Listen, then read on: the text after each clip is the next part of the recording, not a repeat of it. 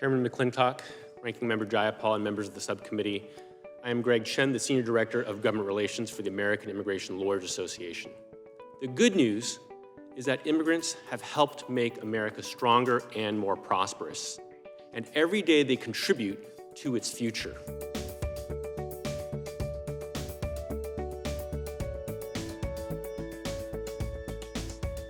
Can you discuss the importance of processing migrants at the border more efficiently and fairly, and how that would positively impact American communities and cities? So the kinds of solutions that are now being proposed either to provide power to shut down the border or to shut down legal pathways that have been used, like parole, those are not going to be effective because people will still come to the US border, and what we'll see is humanitarian crises. We'll see a chaos at the southern border where people are going to be waiting, and they'll be preyed upon by cartels and gangs, and that will create less safe communities on both sides of the border. That is not efficient or fair or orderly processing. What we do need is those kinds of steps. It begins with funding immigration agencies operating at the border to be able to process people more quickly, more efficiently, and in an orderly way, and also to ensure that people who are eligible for relief, like asylum, have a fair shot at it.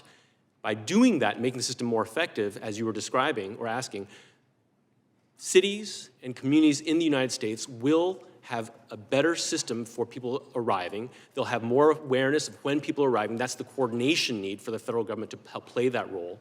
And importantly, we'll see gains. Congress hasn't updated our legal immigration system to keep up with the demands and the needs of the country. And so the Biden administration, like every administration before, Republican and Democratic, has used parole, this idea of parole. Can you discuss the importance of this parole authority that, as I said, has been used by every president over the last 70 years?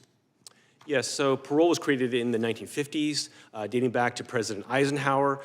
It was used to protect people fleeing from Hungary, from Cuba during the Cold War. And in the past 70 years, it's been used many times to designate special populations for protection.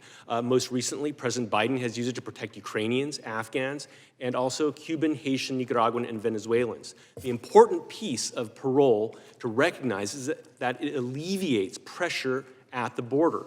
People coming in through parole under the Uniting for Ukraine program, during its first 14 months, when people were eligible to apply for parole under that program, we saw a decrease of almost everybody from Ukraine coming in at the southern border, 99.9% during those 14 months. Similarly, they're not as significant results for the CHNV countries. The fact is, a safe and orderly legal pathway to allow people to come alleviates pressure at the border and will improve border processing. That's why it is so vital. Over 1 million people are in the asylum backlog. The average adjudication wait time for an asylum application is now over 4 years. Mr. Biggs pointed out that it takes years to process asylum claims.